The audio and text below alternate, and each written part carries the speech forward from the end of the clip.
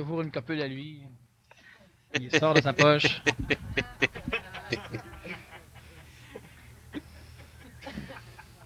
Bien, je vais leur retourner la question. Celle que tu n'as pas voulu répondre rapidement. Jusqu'où peut-on être son maître, son seul maître? Bon. Alors, on va partir du point de vue de l'homme et on va monter jusqu'au point de vue cosmique. Et s'il y en a qui, à un moment donné, ne suivent plus, contentez-vous de au moins vous rendre jusqu'à où vous suivez. Être son seul maître, ça veut dire, premièrement, être capable d'entrevoir chez soi la nuance entre notre propre intelligence et l'intelligence transmise par l'éducation et par la tradition, par l'habitude. Cela veut dire être son seul maître, cela veut dire être capable d'assumer notre propre conscience et ne pas vouloir la faire assumer par autrui. Première partie de l'état d'être son seul maître, ne plus être collectif. Deuxième état, lorsqu'on est son seul maître, on peut inventer de la musique, composer de la musique, jouer d'un instrument, mais on ne peut plus écouter de musique. La musique étant une arme relativement astrale qui collectivise l'homme, le plaçant sur un rythme, le faisant vibrer sur un rythme qui n'est pas le sien, un rythme qui plaît à la collectivité. Automatiquement, tout ce qui est symbolique disparaît de la vie de l'homme qui est son seul maître. Alors qu'il ne peut plus suivre de rituels qui parlent de la tradition. Il ne peut plus s'habiller à la mode. Il va donc être obligé d'inventer sa mode si cela est nécessaire. Si le linge à la mode lui va parce que ça vibre avec lui, pas de problème. Sinon, ça n'a rien à voir. Il pourra porter des souliers qui datent de 50 ans, ça n'a rien à voir. Il s'habille, il vibre avec lui. Il est son seul maître. Cela veut dire aussi qu'il ne peut plus avoir peur et qu'il ne peut plus être altéré dans son plan émotif par les conditions extérieures. Qu'il pleuve, qu'il neige, qu'il y ait la guerre ou l'apocalypse, qu'il y ait cela ou ceci, ça ne dérange rien. S'il est son seul maître, ça ne laisse pas de traces dans sa psychologie.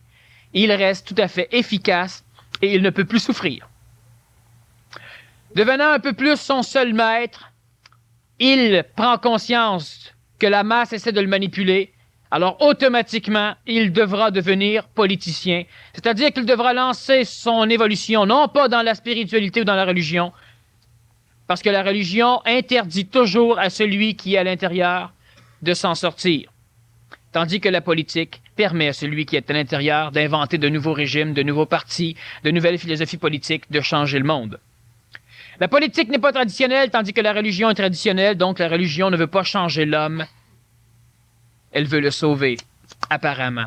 Tandis que la politique permet le changement de l'homme, et l'homme changé pourra un jour comprendre ou accepter ou se sauver lui-même. Mélanger l'élixir de la religion à l'élixir de la politique est dangereux. Ça crée des fanatiques. On a ça au niveau du terrorisme international, on a eu ça au niveau de l'Allemagne d'Adolf Hitler, où on avait l'ésotérisme religieux mélangé à la politique. La personne qui devient son seul maître au point de vue planétaire, donc non plus du point de vue de l'homme, ne mélangera jamais les deux, mais ne pourra pas s'empêcher d'altérer ou de s'investir du temps dans la politique. Changer la société, parce que la société fait tout pour le changer lui. Lorsque l'homme devient son seul maître à ce niveau, il comprend l'intelligence de la manipulation des masses. Mais jamais il n'interdira à celui qui est dans la masse de sortir de la masse si celui-là veut se prendre en main.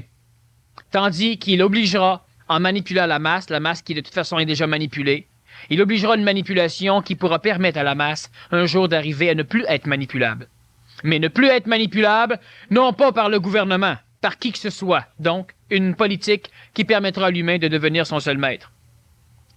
Au-delà de cela, l'homme qui devient son seul maître n'est plus manipulable par aucun des plans du monde, des mondes parallèles qui portent différents noms comme le plan astral ou comme le ciel. Cela veut dire que l'homme qui est son seul maître à ce niveau, on parle de l'homme qui est son seul maître du point de vue cosmique, ne peut plus être manipulé par aucune force du ciel. Si Satan se présente devant lui, Satan devra ramper à ses pieds. Et quelle que soit l'entité céleste qui se présentera devant le seul maître, l'homme, elle devra être l'esclave du seul maître. L'initiation par le feu de l'homme nouveau, lorsque celui-ci devient son seul maître, est obligatoirement la manipulation complète, l'emprise totale sur les forces luciférienne ou satanique, sur les forces du mal, du monde des morts, et même sur le monde des morts. Lorsque l'homme devient son seul maître, à ce point cosmique, il ne peut plus mourir, c'est-à-dire que même s'il perd le corps physique, il n'a plus aucune attraction pour le monde des morts ou pour le ciel. Il est assujetti à un double éthérique dans le plan supramental, c'est-à-dire dans les cieux. Alors évidemment, il n'a plus rien à voir avec le monde des morts. Il le contrôle et le manipule complètement à sa guise. À ce niveau cosmique, lorsque l'homme est son seul maître, il fait partie des instructeurs de l'humanité, c'est-à-dire qu'il instruit la partie involuée de l'homme, il instruit le monde des morts, il instruit les plans célestes, il instruit les maîtres, il instruit les forces astrales et il instruit les égaux souffrants de l'homme ancien. Jamais il ne s'adressera à l'homme intelligent. Parce que l'homme intelligent se doit de devenir à son tour son seul maître. Alors l'homme nouveau ne s'adresse pas en tant qu'instructeur à l'homme transitif qui veut devenir son seul maître. Plus cosmiquement encore, évidemment, l'homme qui est son seul maître finit par comprendre la plénitude de l'évolution, disons, implosive de l'homme. Alors automatiquement, il fait partie de ce que l'antique religion appelle le plan de Dieu, c'est-à-dire que comprenant la mécanicité évolutive de l'homme, il ne nuit plus à l'évolution de l'homme, donc il accomplit. Accomplissant, il ne fait plus la volonté de lui-même lorsqu'il est planétarisé ou terrestrifié, lorsqu'il était un homme normal. Il fait la volonté de l'intelligence. Dans les termes du Nazaréen, il ne fait plus sa volonté, il fait celle de son Père ou celle des cieux. Ça, c'est être son seul maître. Il y a différents niveaux, différents états. On a vu l'état de l'homme, la séparation du collectivisme, l'être capable de supporter déjà sa propre intelligence, ses propres idées. Vous savez qu'avoir une idée et avoir une opinion, ce n'est pas pareil. Les opinions ne valent rien. Les opinions sont là pour être partagées. Ça collectivise l'humain. Ça altère les idées des autres et les vôtres. Discuter, amener une idée, amener l'autre idée, parler de l'idée, ça peut aller. Parler de son opinion, ça n'a rien à voir. L'opinion, c'est la consonance émotive d'une idée. L'altération faite par le plan émotif d'une idée. J'aime mon opinion. Alors je vais me battre pour mes opinions. Mais jamais pour l'idée. L'idée, c'est intellectuel. L'idée, c'est cartésien, c'est massif, c'est soit intelligent, soit absurde, mais ce n'est pas émotif. Alors là, la première partie de devenir son seul maître, c'est déjà d'être capable de se supporter soi, même si les autres ne peuvent pas nous supporter. Et qu'est-ce qui fait que je me suis endormi durant la conférence? Est-ce que mon subconscient enregistre pareil? Bon, la conférence de ce soir, elle était relativement énergisée. On peut le constater lorsqu'on finit la conférence et que la majorité des personnes ont de la difficulté à se lever.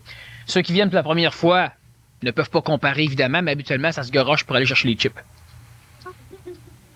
Alors, qu'est-ce qui fait que je me suis endormi durant la conférence? Simplement qu'au niveau de la dose d'énergie qui est transmise, ce qui est important de ce que je fais ou ce qui peut être utile par rapport à vous, ce n'est pas les paroles. Les paroles, qu'elles soient compréhensibles ou non, qu'elles soient complexes ou non, on s'habitue aux paroles après 2-3 conférences, ou 4, ça va de soi.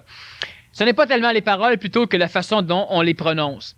On parle dans la religion du verbe, on parle de la parole et on parle de la voix. Alors, il y a de l'énergie qui est transmise et ce n'est pas nécessairement le mot.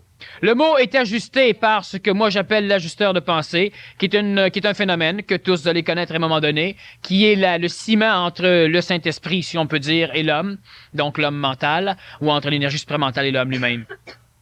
Les paroles sont donc d'un vocabulaire quelque peu compliqué pour la simple raison que je ne peux pas me permettre d'annoncer des choses, de parler, de transmettre une énergie avec une parole non ajustée, une parole qui pourrait supporter l'interprétation facile de n'importe qui. Alors automatiquement, je dois avoir une terminologie relativement juste et cette terminologie, elle est amenée par l'ajusteur de pensée, c'est-à-dire que lorsque je parle, les mots viennent facilement et lorsque le mot n'existe pas dans la langue française, je l'invente immédiatement en même temps que je le prononce, ce qui fait que je peux parler relativement rapidement. Alors, on n'est pas ici pour essayer exclusivement de tout comprendre ce que je dis. Énergétiquement, il se passe des choses. Je sais qu'il y a beaucoup de personnes qui viennent simplement pour être énergisées. Alors, c'est parfait. C'est d'ailleurs l'un des phénomènes intéressants des conférences. Lorsqu'une personne vient pour la première fois ou même pour quelques fois, mais souvent, ce sont les personnes qui viennent pour la première fois, énergétiquement, elles sont assaillies. Et il y a une mécanicité normale de l'ego qui va lentement faire en sorte que l'énergie va les droguer, va les saouler. et ils vont s'endormir ou ils vont être relativement amorphes. Tout à l'heure, une personne me disait, sais-tu qu'il y a beaucoup de monde à soir qui sont tranquilles? Normalement, ça placote, ça jase, ça se promène. Bien, effectivement, les personnes sont tranquilles, donc surénergisées. L'énergie qui est transmise de l'énergie supplémentaire, ce n'est pas mon énergie, c'est de l'énergie. Alors, elle ne peut pas altérer votre conscience, elle ne peut pas altérer votre faculté de penser, elle ne peut que vous endormir. Vous endormant, preuve qu'elle n'altère pas votre faculté de penser, bien, plusieurs ne reviennent pas parce qu'ils dorment. C'est bien la preuve que ça n'altère pas votre faculté. Si ça serait un lavage de cerveau, le monde viendrait et on aurait depuis longtemps agrandi la salle ici ou on aurait déménagé ailleurs. Alors, il n'y a aucun problème au niveau énergétique. Le pire que ça peut faire, ça peut peut-être, à part vous endormir, bon, guérir des petits symptômes pathologiques absolument bénins et niaiseux. Ça n'opère pas des miracles de guérison, mais s'il n'y a aucun danger, ça ne peut faire autrement que d'être neutre ou bénéfique. Et c'est normal qu'une personne qui vient pour la première fois ou deuxième fois dorme de temps en temps lorsque la conférence est relativement haute. Pourquoi 144 000 élus? Pourquoi ce nombre est-il prédéterminé? Est-il important de le savoir? Mais non, ça plaît à l'homme d'avoir des chiffres. L'homme a besoin de pouvoir se cerner l'infini. Alors l'infini, il l'appelle Dieu. L'infini, il a une barbe, il est blanc, il est ceci, il est cela. Prochainement, on parle aussi qu'il est peut-être femelle. 144 850 quelques élus, ce n'est pas important. D'ailleurs, ça n'a aucune importance, mais c'est plaisant de mettre des chiffres. Une chose certaine, c'est que par réincarnation pluralitaire, tous les humains vont être inclus dans les élus. Il n'y a pas un humain qui est oublié, mais ça prend le temps que ça prend. Mais on met des chiffres parce que c'est plaisant. C'est comme lorsqu'ils ont dit que la Terre était créée en 7 jours. Mais la journée, elle est calculée à partir de la rotation même de la Terre. Alors, c'est déjà compliqué de parler de la création de la Terre en jours. Alors, évidemment, on parle de la création de la Terre à partir du point de vue de l'homme. Et là, on peut dire le jour. Le jour, c'est la rotation de la Terre sur elle-même. Si la Terre a été créée le premier jour, ça complique les choses. Qu'est-ce que c'est le jour? Ben, on met des chiffres parce que c'est plaisant. Ça, le jour n'existait pas, la Terre n'existait pas. Mais pas dans le sens de l'humain. Mais donc, on a parlé de la création de la Terre à partir de l'homme, la Terre étant déjà créée. Mais on met des chiffres parce que ça s'appelait. Le 7e jour, c'est samedi.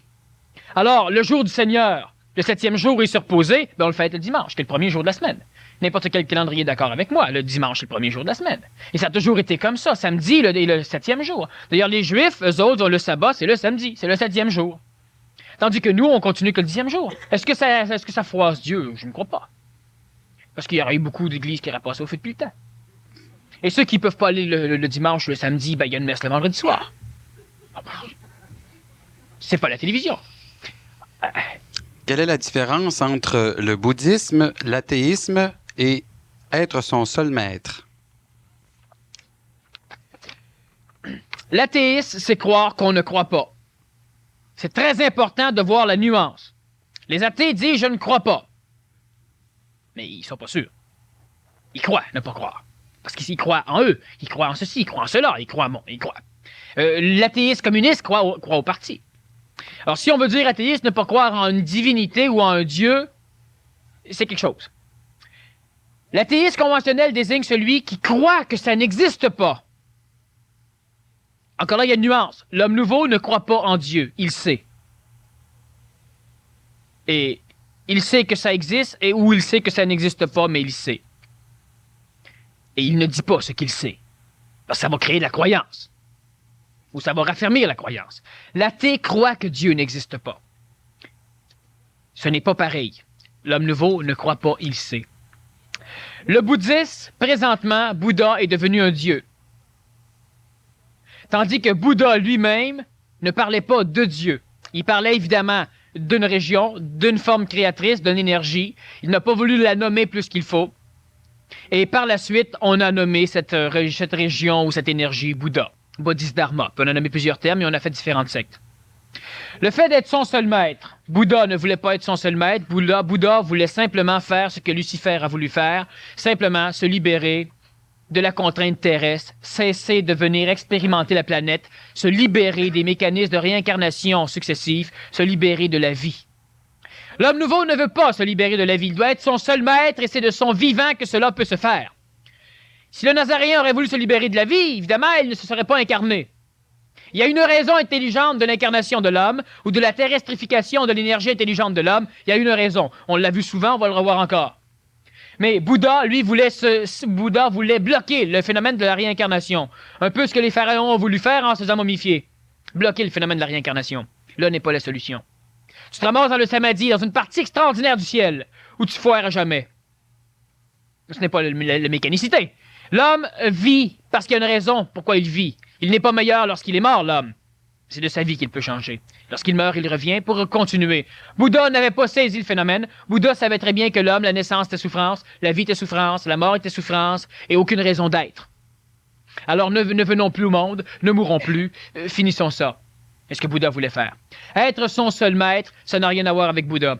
L'homme qui est son seul maître ne décide pas qu'il se tire une balle dans la tête. Ce n'est pas être son seul maître de décider de mourir. C'est l'attraction de la mort ou la fuite de la vie. J'appelle pas ça ton seul maître. Vous êtes vivant. Contentez-vous de vivre. Et lorsque l'homme devient son seul maître, c'est au niveau émotif pour commencer. Ne plus souffrir les émotions. Ne plus être manipulé continuellement par tout l'extérieur. Ne pas avoir peur. Être libre.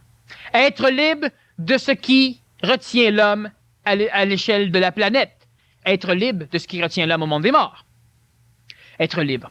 Être son seul maître n'a rien à voir avec l'athéisme, celui qui croit que les choses n'existent pas. Ça n'a rien à voir avec le théisme, celui qui croit que les choses sont. Ça n'a rien à voir avec Bouddha, celui qui n'a pas compris l'intelligence de l'être-té planétaire, mais qui a voulu instruire une possibilité d'empêcher la réincarnation successive, donc de libérer l'homme de la vie.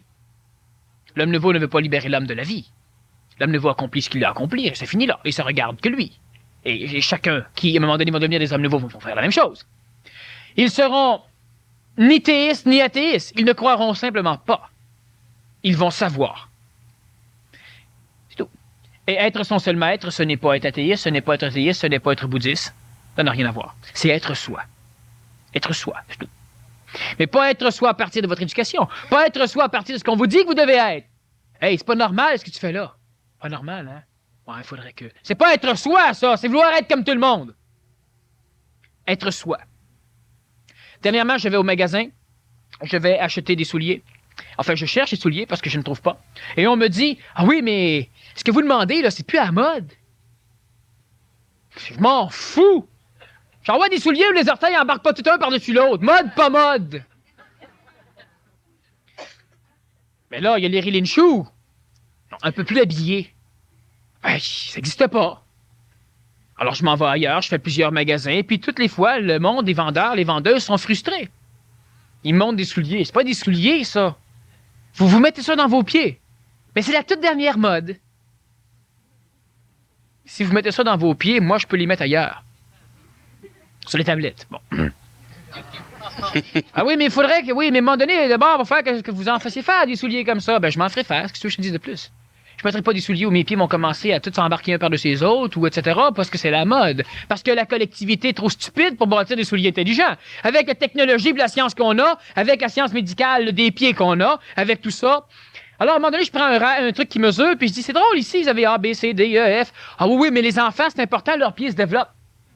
Ah oui, les adultes peuvent fumer, peuvent se droguer, peuvent faire l'amour tous les jours, peuvent mettre des souliers trop petits, peuvent s'habiller bien serrés. Pas les enfants! Un instant! Ben, je suis désolé, mais traitez-moi un enfant si vous voulez, mais j'aurai les souliers qui me font. Être son seul maître. J'ai pas traité personne d'imbécile. C'est pas la faute de la vendeuse, c'est collective. Elle est convaincue qu'elle est elle quand elle tripe avec tout le monde. C'est ça. Puis de mon point de vue à moi, elle est collective. Puis c'est son droit. Mais moi, je vais avoir des souliers où mes orteils ne seront pas collectifs.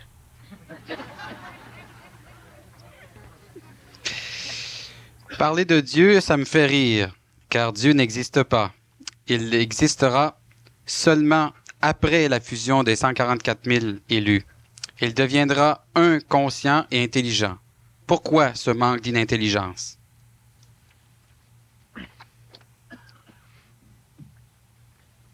Bon, regardons juste la personne qui, évidemment, fonctionne à partir de, non pas d'un savoir instantané, mais disons, si elle croit être reliée, elle est reliée à un phénomène astralisé de l'énergie supramentale.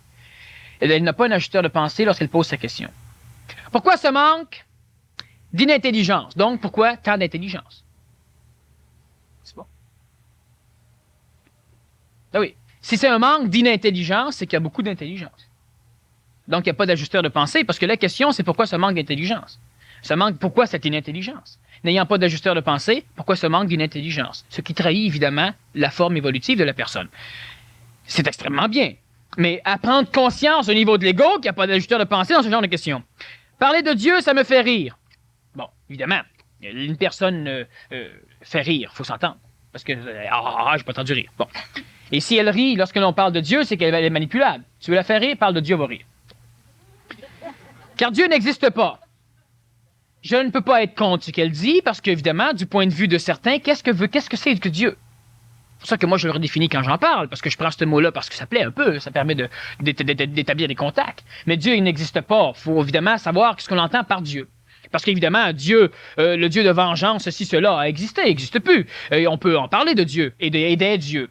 Donc, Dieu n'existe pas, dépendant de quel concept, quelle image on a de Dieu. Bon. Et sachez une chose, quelle que soit l'image qu'on a de Dieu, ça existe. Sinon, on n'aurait pas l'image de ce Dieu. Est-ce qu'il est aussi puissant qu'on veut le laisser être? Autre chose. Mais il existe. Il existe dans un égrégore, il existe dans ta pensée, mais il existe quelque part. Et ta pensée, c'est un endroit, c'est un lieu. Ce Dieu existe. Mais est-ce qu'il est? Ce Dieu existera. Donc, le concept qu'elle a de ce Dieu, c'est-à-dire l'intelligence pure. Donc, pas un concept. La personne ici, elle visualise autre chose. L'intelligence pure fusionnée des esprits, enfin l'esprit non coloré sur le plan planétaire, existera seulement lors de la fusion des 144 000 élus et deviendra un, conscient et intelligent. Ça va de soi. Si on parle d'un autre palier de divinité, ça va de soi. Elle a raison. Sauf qu'elle a appris ces choses. Pourquoi ce manque d'inintelligence? Alors, c'est le problème. Je m'adresse donc un peu plus particulièrement à cette personne. Elle définit quelque chose. Elle affirme. Parler de Dieu, ça me fait rire. Bon, car Dieu n'existe pas et il existera seulement après la fusion des 144 000 élus et deviendra un, conscient et intelligent. Si elle peut affirmer cela, comment peut-elle oser poser une question? Pourquoi ce manque d'intelligence? Parce que si elle affirme, c'est qu'elle sait. Si elle sait pourquoi c'est intelligent que présentement ce ne soit pas ainsi. Si elle ne sait pas, si elle ne voit pas, si elle n'a pas la conscience de l'intelligence qui actuellement mobilise l'évolution de l'homme, elle ne peut pas savoir ce qu'elle a écrit. Donc, elle l'a appris et elle y croit. Et c'est extrêmement dangereux de se prendre au sérieux dans ce genre de phénomène. On peut conceptualiser des choses, spéculer sur des choses. Moi, ce que je dis, je parle. Vous allez constater. Maintenant, ce que je dis peut devenir des concepts pour vous, des spéculations, des théories. Et c'est très bon. Parce que ça permet à l'homme de pouvoir grimper d'un palier à l'autre, même si ce que je dis est faux. Ça ne change rien. Ça peut être vrai, ça peut être faux, ça ne change rien. L'important, c'est que l'homme finisse par accomplir lui-même la vision de ce qu'il doit voir. Et non pas toujours se braquer les yeux dans la chambre de l'autre. On veut tous voir la même chose. Et c'est ce que si moi je vois quelque chose, il faut que je le dise à tout le monde. Il faut que tout le monde vienne voir avec moi. C'est le convertisse. Parce que je suis pas capable de savoir si j'ai bien vu. Mais si on est 8 millions à le voir, elle m'a dit, crime, j'ai vu. Mais si je suis seul à voir, personne ne me croit, elle m'a dit, peut-être je vois pas. Alors donc, il faut faire attention avec ce que l'on apprend et ce qu'on n'apprend pas. Quand on parle de Dieu, ça ne doit pas faire rire, c'est mauditement important. Demandez à tous ceux qui sont morts pour Dieu. Et à ceux qui se battent encore au nom de Dieu. Parce qu'on a encore une religion, une politique religieuse. C'est là que je vous disais que ça devient dangereux. Ou celui où l'homme, pour aller au paradis, il y a un chemin pour aller au paradis. Tu dois mourir sur un champ de bataille en tuant des infidèles. Et c'est l'islam. Alors vous trouvez ça drôle de parler de Dieu? C'est pas drôle. On a des dieux qui veulent aider l'homme. On a des dieux qui les rendent, qui les désalcoolisent, qui les sevrent en drogue. On a des dieux qui font des choses extraordinaires. Ah, évidemment, il y a des problèmes au niveau de certaines divinités, mais ça, c'est des choses. Mais ce n'est pas drôle de toute façon. La personne qui croit en Dieu, parce que de mon point de vue à moi, ou du point de vue cosmique, le Dieu qu'elle aborde n'est pas ce qu'elle pense que c'est. Ça me ferait rire, mais absolument pas. Elle a la vision de quelque chose, et si cette vision, elle est capable de la supporter seule, ben chapeau, quelle que soit la vision qu'elle supporte. Ça ne me fait pas rire du tout. Elle est capable d'avoir un Dieu, de le supporter, de l'adorer, de le croire. Elle est capable de venir me parler de ce Dieu. Elle est capable de m'affronter. Moi, je n'essaie pas de la convertir. Selon ce qu'elle est, c'est tout. Si elle va avoir des questions, je réponds pour elle. Je n'ai pas à la convertir, ça ne change rien. Et elle est capable, seule, de se faire dire par tous qu'elle est idiote de croire à ce Dieu-là. Et elle est capable de le supporter, ce Dieu. Supporter un Dieu, cela veut dire que tu supportes tous ceux autour de toi qui veulent te démolir. Alors, si tu peux supporter ton Dieu à travers le peuple, t'es fort en maudit. Moi, ça me fait rire. Non, absolument pas. Moi, je lève mon chapeau, même si je porte jamais de chapeau. Oui, je salue. Cette personne-là est géniale. Alors, il faut faire extrêmement attention à ajuster les mots à certaines choses. On apprend des choses, ça peut être vrai, ça peut être faux. Une chose certaine, tout ce qui est appris et qui est vrai n'est jamais authentique si ce n'est pas vibratoire chez soi. Et quand c'est vibratoire chez soi, on a toutes les réponses qui vont avec la chose. Je vais vous donner un exemple. Comprenez-vous qu'il ne faut pas battre à mort un enfant avec une barre à clous ou avec n'importe quel outil? Qu'il ne faut pas asseoir un enfant sur un rond de poêle rouge pour qu'il apprenne à avoir 100% à l'école. Vous comprenez ça? Alors, si on vous demande pourquoi, allez-vous être capable de donner des raisons? Si on vous demande pourquoi. Moi, je veux le faire, dis-moi pourquoi. Et vous allez être capable de donner des raisons, hein? Parce que ça, c'est vibratoire chez vous. Alors, vous n'avez pas besoin d'avoir un cours de 25 000 heures englobant toutes les pourquoi on ne doit pas tuer un enfant. Pas nécessaire d'avoir un cours. Si on vous pose la question, vous allez savoir. C'est pas nécessaire de lire. Dans votre conscience, vous allez savoir. C'est pas nécessaire d'être imbu de Bible ou de quoi que ce soit, vous allez le savoir. Ça vibre chez vous. Lorsqu'une personne sait quelque chose, elle ne pose pas de questions. Elle sait toutes les réponses qui vont avec ce qu'elle sait. Là, elle le vibre.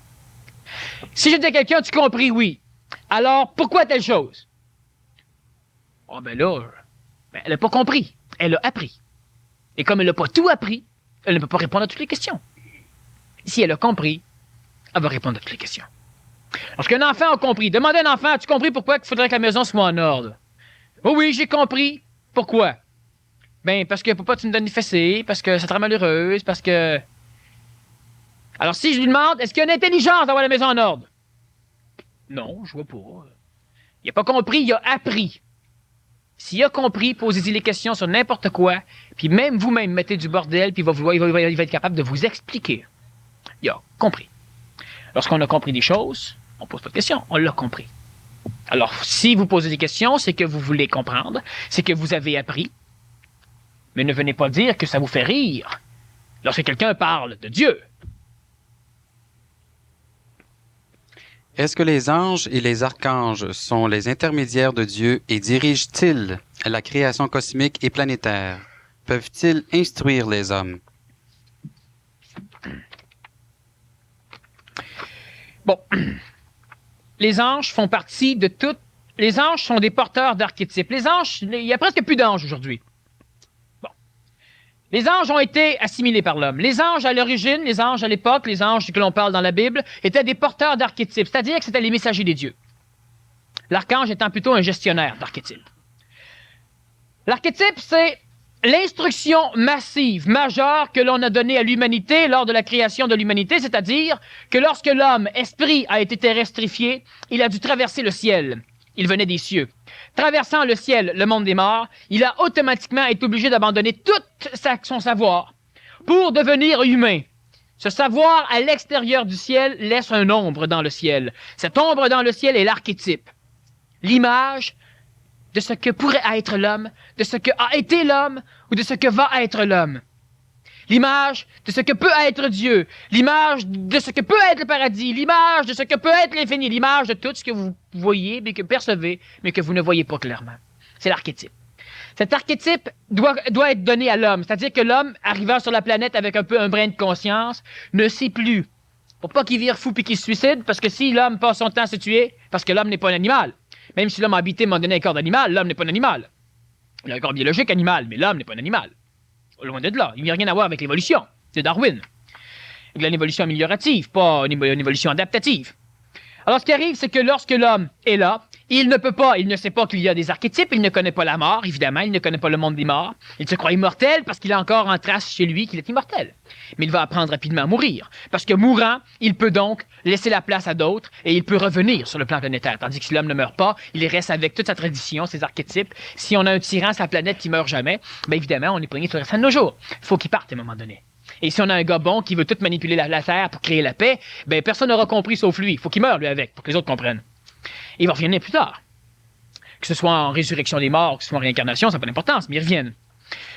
Alors, ce qui arrive, c'est que l'ange lui-même à cette époque, était le faisceau énergétique, la consonance, le dernier vestige canal qui permettait à l'archétype de se communiquer, d'entrer en contact avec l'homme sur le plan planétaire. Et l'ange était donc le messager des dieux du ciel, pardon, pas les dieux des cieux. D'ailleurs, les cieux n'existaient pas. Enfin, on a plus la connotation des cieux, c'est le Nazaréen qui les a ramenés avec l'ouverture du ciel. Alors, l'ange était donc un messager qui amenait à l'homme certaines visions, qui instruisait l'homme de ce qui devait être bâti pour pouvoir permettre une tradition religieuse planétaire, c'est-à-dire que l'ange a été la structure de communication permettant la gestion et la création des religions planétaires, religions que nous avons encore aujourd'hui, et maintenant on n'a plus besoin d'anges, parce que la tradition est maintenant à digérer les anges et le faire fils d'ange. L'archange, par contre, l'archange, lui, est une partie intrinsèque de l'archétype. C'est-à-dire que l'archange a la connaissance réelle de ce que l'homme était avant la terrestrification de l'homme, avant que l'homme vienne humain dans un corps de chair. L'archétype, l'archange, donc le vieil ange, l'archange, l'ange supérieur, on pourrait aussi dire, mais comme tel, étymologiquement, c'est plus vieux que l'ange, créé avant l'ange, et c'est normal. À partir de l'intelligence supramentale, donc de l'intelligence du premier palier des cieux. Cela veut dire que l'ange n'a pas d'intelligence, l'ange est un subordonné, l'ange obéit. Il obéit à qui? À l'archange. L'archange traduit les messages de la création ou du créateur, c'est-à-dire, on pourrait appeler ça du Dieu le créateur, mais non pas le Dieu, disons, dans le ciel, mais la consonance réelle vibratoire de ce Dieu qui a créé le ciel et la terre en même temps, ça va de soi. Dieu n'a pas créé le ciel dans lequel il vivait, Dieu a créé le ciel et la terre. L'homme a placé des dieux dans le ciel après. Et le Nazaréen a ouvert les portes du ciel, permettant à l'homme de sortir du ciel maintenant et pénétrer les cieux. Bon, ça, on ne le dit pas comme ça dans la Bible, enfin, c'est pas ça. Alors, ce qu'il faut comprendre, c'est que l'archange lui-même est ce qui va maintenant être le messager le médium entre les énergies plus ou moins supérieures. On les appelle énergies divines. Dieu est au-delà de cela encore un peu. Il y a des Melchisédek, enfin, il y a plusieurs nuances de phénomènes énergétiques entre ça. Et l'archange donne des ordres aux anges qui lui viennent communiquer avec l'homme. Les chérubins sont l'interpréteur actionnel de l'homme, c'est-à-dire que le chérubin est un phénomène d'énergie vitale qui permet à l'homme de pouvoir penser, et le chérubin est là pour interpréter la pensée de l'homme et la transmettre en action physique, donc en mobilité. Parce que la pensée de l'homme n'a aucun pouvoir sur le corps. Celui qui veut se guérir d'une verrue par la pensée ne guérit rien. Au pire, il y en a d'autres qui apparaissent. Celui qui veut bouger son bras en pensant, ça marche pas. Il faut qu'il lève le bras. Et ça, c'est le chérubin, donc les forces chérubiniques qui font ce genre de travail. On en parle aussi un peu au niveau de la tradition. Alors, tels sont le travail des anges et des archanges. Les archanges existent toujours, les anges de moins en moins. C'est plus utile, donc ils sont plus là. Est-ce qu'on peut dire que le chef de l'Église, notre Saint-Père le Pape, est un grand maître, ou simplement un maître, ou cela n'a rien à faire avec un maître? C'est intéressant parce que Jean-Paul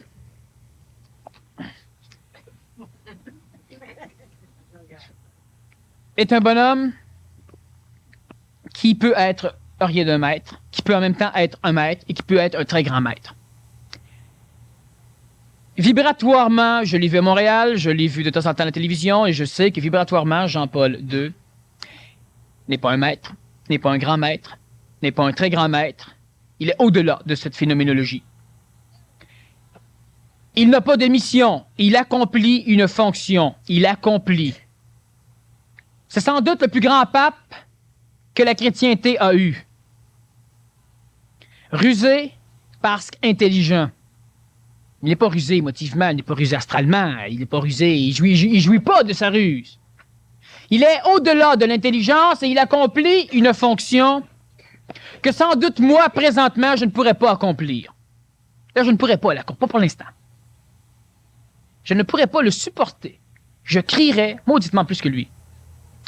Alors, chacun son rôle. Remarquons que je suis un peu plus jeune que lui, et physiquement et autrement.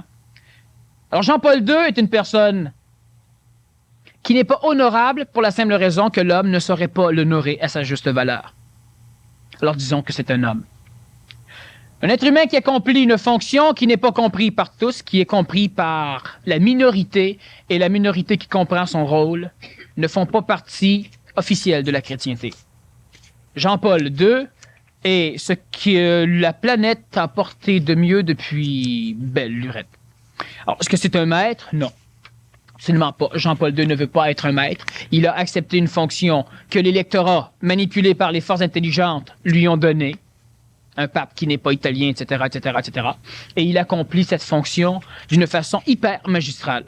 au-delà de ce que l'humain peut voir. Et il accomplit tellement bien que l'humain ne voit pas ce qu'il fait. Et pour ceux qui pensent que Jean-Paul II a pour fonction de détruire l'Église catholique, parce que d'un jour ça l'a été dit, pour ceux qui pensent que ça peut être ça, ce n'est pas là le rôle de Jean-Paul II. C'est important. Est-ce qu'il est là pour la restructurer? Ce n'est pas là non plus le rôle de Jean-Paul II. C'est un rôle qui est planétaire, qui est humain, qui dépasse de beaucoup les cadres de la religion catholique romaine. C'est pourquoi c'est un pape voyageur. Une question qui s'adresse à toi directement. Es-tu né comme tout le monde? Oui, je suis né à l'âge de 9 mois. Et je suis né comme tout le monde. Quelles sont les intentions du solarisme? N'avez-vous pas les mêmes buts de fond, c'est-à-dire éveiller la conscience de l'homme? Non, moi je ne suis pas là pour éveiller la conscience de l'homme, absolument pas. Je suis là simplement pour ajuster l'éveil qui se fait chez l'homme. Que nous parlions de phénomènes solaires, de phénomènes lunaires, que nous parlions de différentes choses, ça n'a rien à voir avec ce que je fais. Moi je suis simplement là, je vais vous donner la raison. Je l'ai déjà donné de toute façon, c'est pas nouveau.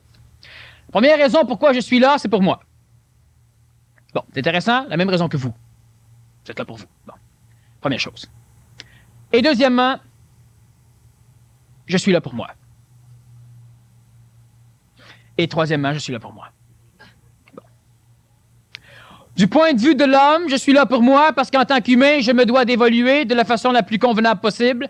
C'est-à-dire que je dois m'arranger pour devenir mon seul maître, de façon à pouvoir savoir de par moi-même ce que je dois faire, pour ne pas subir le karma collectif et toujours pouvoir dire « Ah ben c'est la faute des autres ». Je fais donc le travail pour moi-même. Deuxièmement, du point de vue de la conscience collective ou du point de vue de l'instruction de la collectivité, c'est-à-dire que du point de vue de ma libération face à l'astral collectif, donc ma libération face au plan du monde des morts, je ne peux pas entraîner avec moi l'humanité. Je dois, moi, m'auto-énergiser, m'assumer moi-même et rentrer en contact avec moi-même. Mais pas moi-même tel qu'on me l'a enseigné, moi-même tel que je vais le vibrer. Je le fais donc encore pour moi. Pourquoi je fais des conférences? Parce qu'on me pose des questions, me posant des questions, ça m'oblige, moi, à aller fouiller dans des régions de l'Esprit Saint ou du plan supramental, régions qui ne m'attirent pas pour l'instant et régions que je ne peux attirer autrement que si j'ai une question. Ce qui fait que, quelle que soit la question que l'on va me poser, je peux répondre. Et j'adore les questions compliquées pour la simple raison que ça me pousse à fouiller des places compliquées. Fin 86, je n'ai plus besoin de faire de conférences. En 87, je m'assume au niveau des questions. Je peux donc planer au niveau supramental à ma guise, en vertical ou en horizontal, c'est-à-dire que je n'ai plus besoin de faire de conférences. Je vais sans doute continuer à faire des conférences pour une troisième raison qui me regarde encore moi. J'ai besoin de la planète pour faire ce que j'ai à faire. Évoluer, moi. J'ai besoin d'un cadre particulier d'évolution et j'ai besoin de la vie. Pas la vie telle que vous la connaissez, je ne parle pas nécessairement de la vie du corps, je parle de la vie. L'instantanéité. Alors automatiquement, le cadre actuel dans lequel nous évoluons, il est parfait pour me créer et pour vous forcer à naître à un moment donné. Il y a des choses qui vont se passer, il y a des choses qui vont arriver et le cadre sera à être transformé. Certains diront à refaire, chacun ses goûts. Et moi, je dois donc faire un certain travail pour pouvoir faciliter les choses plus tard. De cette façon-là, j'aurai encore un cadre qui me plaira. Bref, je suis ici pour moi. Le Nazaréen était sur le plan planétaire pour lui, et il y a une condition sine qua non au travail pour soi, c'est qu'on est des humains, on travaille d'une façon espiritisée, c'est-à-dire qu'au-delà du monde des morts, on n'est pas pluralisé, on est un. Si je veux travailler pour moi, automatiquement, il y aura une correspondance pour les autres. Sauf que l'homme nouveau, celui qui a une conscience, même chose pour le Nazaréen n'allait pas convertir. Il parlait dans le début. Il démontrait par la suite, et c'est tout. Celui qui ne voulait pas suivre ne suivait pas. Par la suite, on a inventé la conversion. Moi, je ne veux pas convertir non plus. Et on n'invente pas la conversion après moi, lorsque les humanités changent. Alors, je suis là pour moi, je suis là pour moi, je suis là pour moi. Est-ce que je suis extrêmement hypocrite et égoïste? Absolument pas, parce que je sais ce que je fais. Je ne suis pas manipulé. Et je sais qu'automatiquement, le faisant, comme par exemple, je donne un exemple, ce soir, on fait des conférences. C'est bon pour moi, parce que j'apprends des choses, il me pousse. Et c'est bon pour vous. On n'a pas le choix. Alors, automatiquement, le faisant pour moi, je le fais pour tout le monde. Mais le faisant pour tout le monde, souvent, on s'oublie soi. Alors, je commence d'une façon intelligente. Je me pose souvent des questions sur l'Ekankar, la science du juste milieu. L'Ekankar est la science du voyage de l'âme. Le bouddhisme est la voie du juste milieu. Évidemment, Ekankar est allé ramasser plusieurs phénomènes au niveau des religions bouddhistes, etc. Alors, si vous vous posez souvent des questions sur Ekankar, la science du juste milieu, je vous félicite, lâchez pas. À un moment donné, vous allez savoir ce que vous devez savoir, si c'est votre voie ou si ce ne l'est pas. Est-ce que Dieu, Jésus ou le Saint-Esprit, c'est l'ajusteur de pensée? Oh non. Ou c'est plutôt lorsque l'on est son propre maître que l'on peut entrer en contact avec l'ajusteur de pensée ou l'être supramental? Bon. Est-ce que Dieu ou le Saint-Esprit, c'est l'ajusteur de pensée? Non. L'ajusteur de pensée, c'est une mécanicité qui permet à l'être humain normal, à l'être humain terrestrifié, à celui qui n'a pas la conscience, lorsqu'il est capable de ne plus penser pour avoir une réponse, mais lorsqu'il est capable de parler pour s'écouter après, automatiquement, il entre en contact avec un autre plan qui s'appelle le plan de l'esprit. Et la partie la plus basse de ce plan de l'esprit est l'esprit saint, l'esprit pur, non coloré parce que l'homme voulait. Je vais vous donner un exemple. Qu'est-ce que c'est que l'esprit saint? Qu'est-ce que Dieu? Ah, Dieu, c'est amour. Ouais, c'est ce que tu voulais qu'il soit, hein? C'est ce que tu réponds. Si c'est l'Esprit Saint qui répond, il n'est pas tributaire du plan émotif. Qu'est-ce que Dieu? Ce n'est pas vous qui allez répondre. Il y aura une réponse qui va être donnée. Dans l'Antiquité, on disait c'est Dieu qui parle par la bouche de l'homme. Peut-être. Ça ne nous dérange pas qu'on mette les mots que l'on veut. Alors, l'Esprit Saint, ce n'est pas l'ajusteur de pensée. L'ajusteur de pensée n'a que comme fonction de mettre le bon mot à la bonne place quand l'énergie passe. L'ajusteur de pensée, c'est le phénomène presque archangélique qui permet à l'humain de pouvoir néotyper ses archétypes, c'est-à-dire de rendre neufs les choses vieilles, les rendre vivantes. L'ajusteur de pensée. Est-ce que lorsqu'on devient son propre maître, que l'on entre en contact avec l'ajusteur de pensée, tout se fait en même temps. Lorsque vous devenez votre propre maître, c'est qu'automatiquement, vous entrez en contact avec votre ajusteur de pensée. À un moment donné, vous allez fusionner l'ajusteur de pensée, donc vous n'aurez plus d'ajusteur de pensée. Moi, je n'ai pas d'ajusteur de pensée maintenant. Tout à l'heure, je donnais l'exemple, mais qu'on comprenne. Je n'ai pas d'ajusteur de pensée, je m'ajuste moi-même parce que l'ajusteur, je l'ai bouffé. Bon.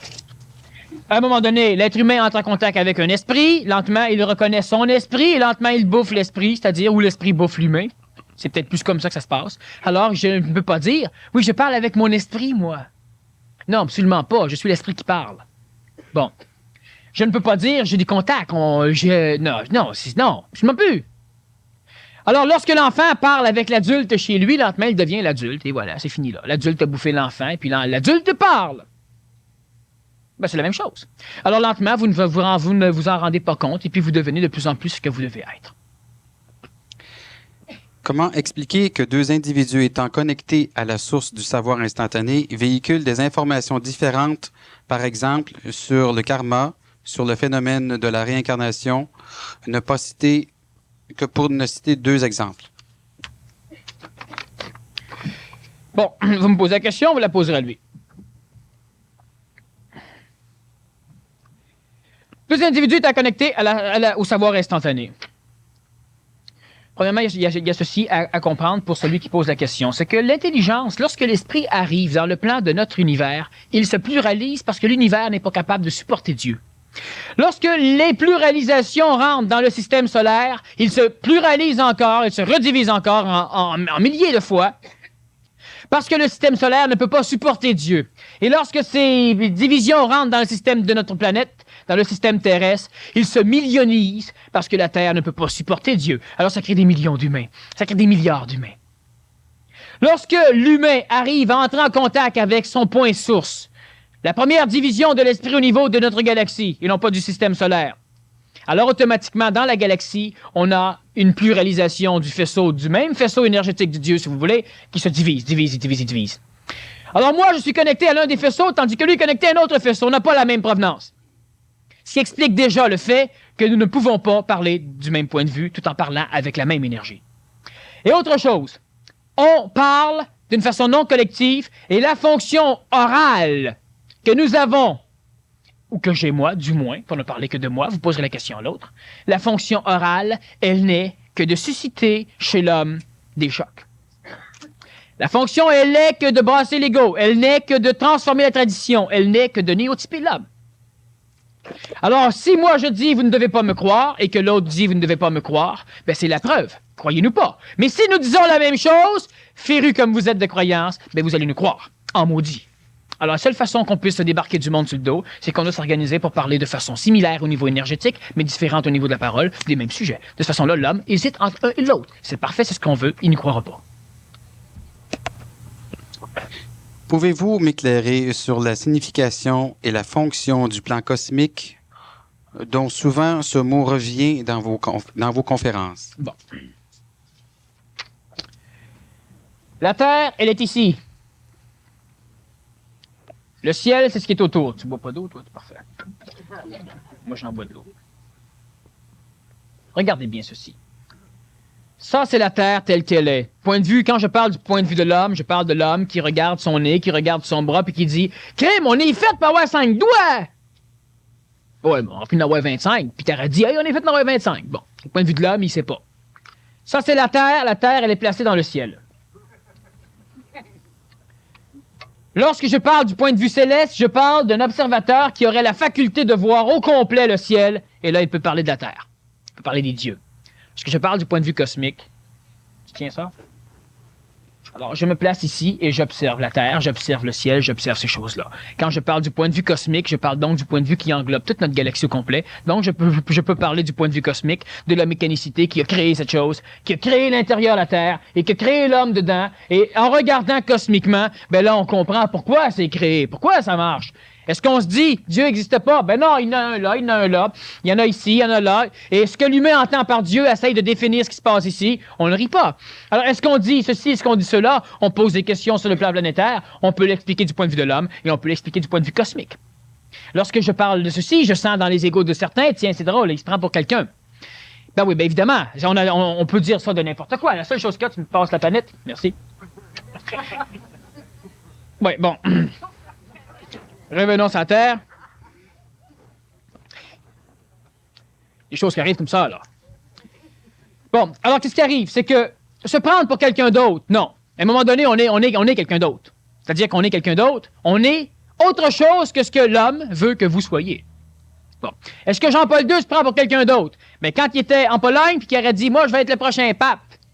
Voyons non, hein? Il est le pape. Voilà. Alors, tout le monde aurait été d'accord pour dire qu'il se prenait pour quelqu'un d'autre, sauf que maintenant, on va dire, ben non, là, il est quelqu'un d'autre. Hein? Il est lui, simplement. Alors, on n'est pas quelqu'un d'autre. La jalousie de l'homme, elle est normale, elle est compréhensible, je l'accepte, je la bois. Je peux constater. Et c'est ça. Qu'est-ce que c'est que le point de vue cosmique? Ben, c'est le point de vue qui permet à l'homme, lorsqu'il a un point de vue cosmique, et ça, tous, vous allez finir par avoir un point de vue cosmique, pour la simple raison que l'énergie supramentale, lorsqu'on est relié à son esprit, ben, l'esprit n'est pas contenu dans le petit récipient ici qui s'appelle le ciel, l'esprit n'est pas contenu dans la planète Terre, l'esprit n'est pas contenu dans l'homme, l'esprit englobe tout ça au complet.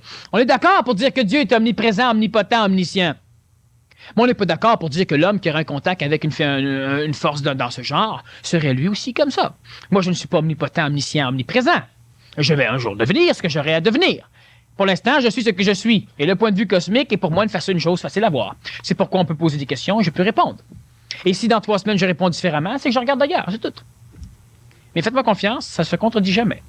J'ai au-dessus de 130 conférences. Écoutez toutes les cassettes, sortez les contradictions, vous n'en trouverez pas une. Et jamais je ne prépare les conférences, je ne fais que parler. Lorsque l'on perçoit les choses telles qu'elles sont, ça ne se contredit jamais. Jamais. Vous parlez souvent d'échange d'énergie. C'est quoi l'énergie?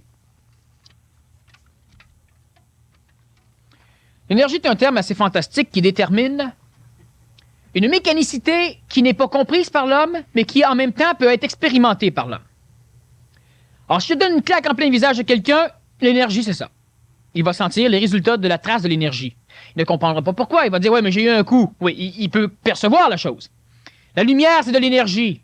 Non seulement la lumière a une puissance photonique, c'est-à-dire qu'elle est capable, elle pousse les murs, hein, n'est-ce pas? Les murs ne bougent pas, ça va de soi. Faites une expérience intéressante, vous prenez un petit miroir plat, vous le placez sur une table, et s'il arrive à tenir, vous prenez une lampe de poche, puis vous allumez, vous éteignez, le miroir va commencer à osciller, puis va finir par tomber. Les photons, rebondissant sur le miroir, le font bouger. C'est de l'énergie, mais d'une subtilité telle qu'elle n'est pas apparente. Elle n'est apparente que si elle est réfléchie. Parce que la lumière, on ne la voit pas dans l'air. Il faut qu'on ait quelque chose pour la voir. C'est de l'énergie. Lorsque je parle l'argent c'est de l'énergie. Pourquoi? Parce que l'argent cumule. Dans 500 $, vous avez pour 500 $ de votre vie.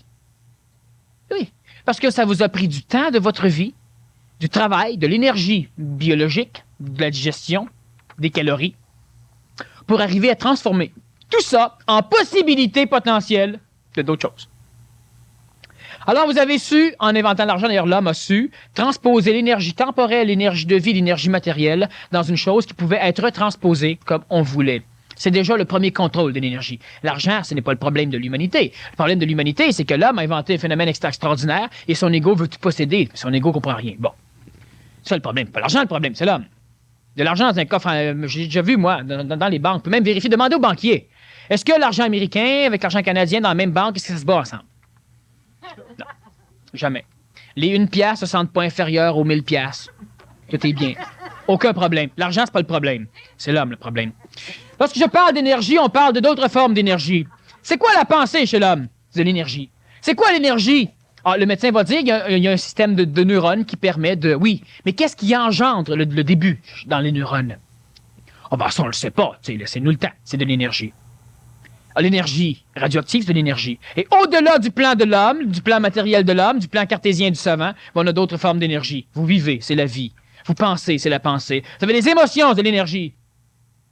Et vous avez aussi un savoir instantané à un moment donné, c'est de l'énergie. Quand je parle d'énergie, je parle donc de tout ce qui est expérimentable par l'homme, mais qui n'est pas nécessairement compréhensible par l'homme. C'est de l'énergie. Dieu est de l'énergie. Est-ce qu'un maître aussi puissant dans son domaine spirituel n'est-il pas aussi faible dans d'autres domaines, d'où il n'a pu devenir un grand maître comme le Nazaréen? Bon. Est-ce qu'un maître aussi puissant dans son domaine spirituel n'est-il pas aussi faible dans d'autres domaines? Premièrement, si la personne est son seul maître, elle est ce qu'elle est dans tous les domaines.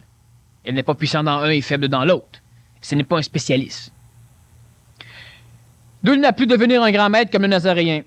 Le Nazaréen n'est pas devenu un grand maître. C'est pas qu'il n'a pas pu. Imaginez-vous bien que le Nazaréen, lorsqu'il a dit à ses parents de sacrer son camp, qu'il voulait être vivre en paix à l'âge de 12 ans, il était déjà à l'étape du grand maître. Ses parents sont venus le chercher, il a accepté de rester encore avec les parents. Et lorsqu'on lui demandait « Pourquoi tu ne peux pas parler? » Mon heure n'est pas venue.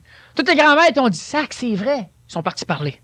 Sauvons l'humanité. Le Nazaréen, non, mon heure n'est pas venue. C'est pas qu'il n'a pas pu, c'est qu'il n'a pas voulu. Alors, lorsque l'ego est suffisamment puissant chez celui qui évolue, il se lance en mission, ce que les grands maîtres ont fait. Les maîtres, ce qu'ils font, c'est parfait. C'est même indéniablement parfait. C'est génial. Parce que si ça se fait, c'est que c'est permis. Faites-vous-en pas. Ils manipulent pas Dieu. Ils sont toujours manipulés. Ils le savent en plus, mais ils n'ont pas le choix pour l'instant. Alors, les maîtres ont accepté, ont décidé égoïquement, c'était beau, c'était ceci, ils sont lancés en carrière. Les Nazaréens, non. Il n'y a aucun maître qui s'est lancé en carrière de se faire crucifier, qui s'est lancé en carrière de se faire calomnier, qui s'est lancé en carrière de se faire baver dessus. Il n'y en a pas un. Alors, c'était pas une carrière, le Nazaréen, c'était pas une mission qui s'est donnée comme ça, par plaisir égoïque. Il a mangé assez de sang, puis assez de poussière, puis assez d'épines. C'était pas une carrière. Les grands maîtres n'ont jamais souffert. Les grands maîtres, ça passe. C'est génial. Tout le monde est béni, on les adore de leur vivant, on les aime, on leur donne des fleurs, ils nous nourrissent avec des pétales de rose. Les grands maîtres, c'est comme ça.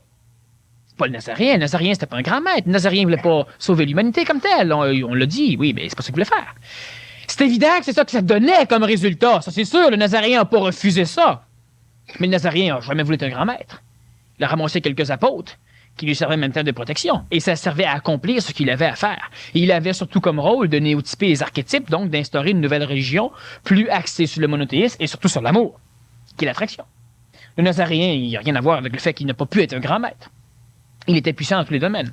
Sauf à ce qu'il devait le prouver. Non, il avait à faire ce qu'il avait à faire. Il a fait ce qu'il avait à faire. Ceux qui se disent, oui, mais un roi aurait dû avoir des armées, il aurait dû terrifier les Romains qui le crucifiaient.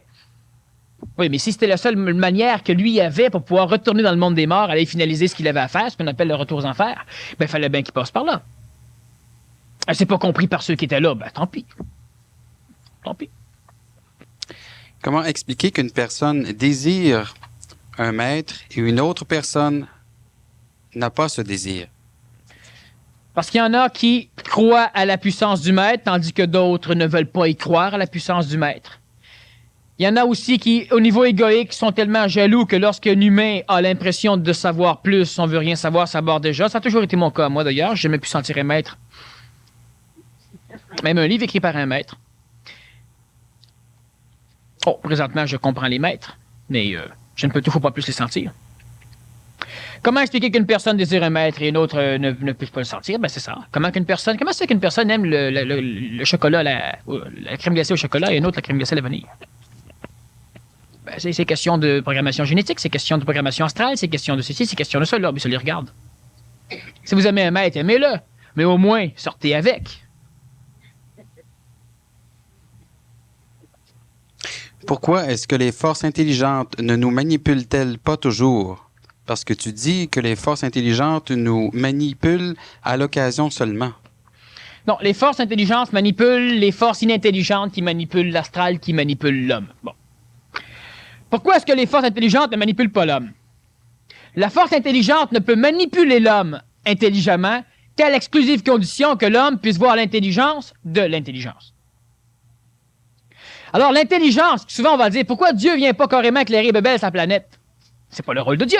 C'est pas le rôle de l'intelligence de venir dire à l'homme, toi t'es cave, là, puis tu vas faire ça de même, ça c'est intelligent. Mais il comprendra pas. Il sera jamais plus intelligent. Il va être révolté à la place. Ça va créer d'autres phénomènes lucifériens à un moment donné. Pourquoi il ne détruit pas tout? Parce que Dieu n'a pas le privilège de détruire. On dit qu'il a créé, il ne peut pas détruire. L'homme peut détruire, pas Dieu. Dieu ne détruit jamais. Il laisse le temps. Un Dieu impatient détruirait, mais pas un Dieu. Un Dieu, c'est pas impatient, ça ne vit pas dans le temps. C'est omnipotent, c'est omniprésent, c'est omniscient. Pas de temps là-dedans. Alors donc, pourquoi l'intelligence ne manipule pas l'homme, tout court, pour la simple raison que l'intelligence ne peut pas manipuler l'homme. L'intelligence me manipule moi, c'est-à-dire que l'intelligence, je vois que j'ai soif, je vois que j'ai de l'eau, c'est intelligent, ben je bois l'eau, c'est tout, c'est ma manipulation. Tandis que la personne qui veut boire du vin, ben il n'y a aucune force intelligente qui va l'amener boire de l'eau. Son ego va mourir. Essayez de vous voir. Prenons les racistes. Ben, vous faites l'amour avec des Noirs. Ou avec des Blancs, pour ceux qui sont Noirs. Ou avec des Chinois. Ou avec des Nains. Bon.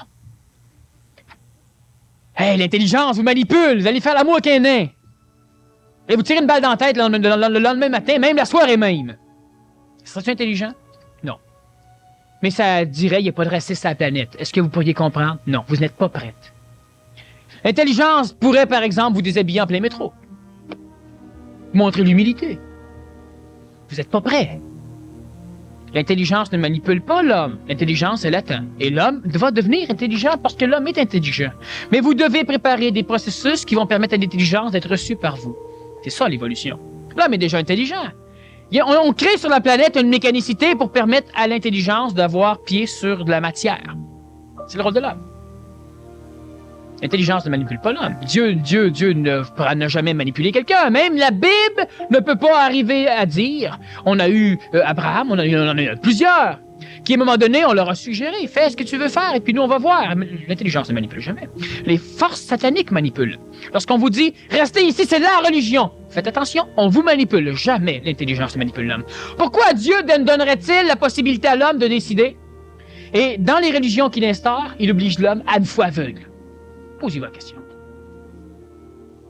La foi aveugle n'est jamais donnée par les forces intelligentes. Jamais. Jamais. On laisse à l'homme le choix. Choisissez. La semaine prochaine, c'est quoi la conférence?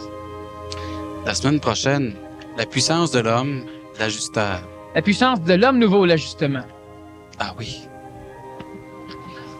Pourquoi être son seul maître? Savez-vous ce qu'est l'ajustement? L'ajustement, c'est ce qui va permettre à chacun d'entre ceux qui changent ici de traverser l'humanité sans faire souffrir l'humanité, sans plus en souffrir. Ce n'est pas de la diplomatie, c'est de l'ajustement. C'est de l'intelligence. L'intelligence ne manipule pas l'homme, il s'ajuste à lui. L'intelligence, on parle d'ajusteur de pensée, mais il y a d'autres phénomènes aussi. Comment être capable d'être soi et avec sa femme ou son mari, pas être en guerre? L'ajustement. Comment être capable d'être soi et laisser notre enfant devenir ce qu'il a à être? L'ajustement. Comment être capable d'aller à l'église avec sa sœur ou sa cousine qui est malade et se sentir bien à l'église, même si ça fait 2 ans qu'on y va plus. L'ajustement. La puissance de l'homme nouveau, c'est l'ajustement. Si ça vous intéresse, c'est la conférence de vendredi prochain. En attendant, passez une bonne fête. Merci, Daniel.